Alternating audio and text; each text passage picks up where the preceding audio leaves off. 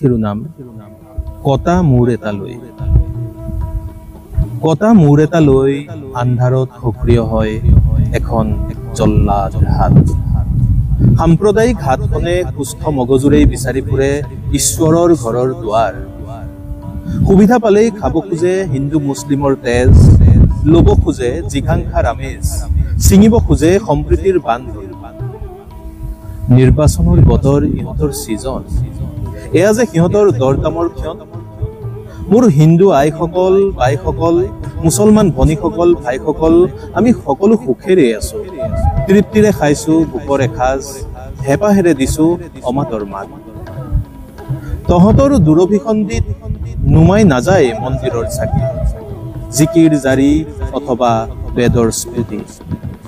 স্তব্ধ নহয় দবা কাহৰ স্পন্দন, বন্ধ নহয় মছজিদৰ আজান, নাইবা ঈশ্বৰ আল্লাৰ বন্দন। হেৰ' সতৰৰ জাত, হেজাৰ বাৰ থুৱাই পদানত কৰিম তহঁতৰ কুটিল পৰিহাস।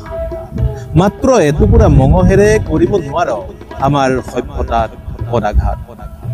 ধন্যবাদ।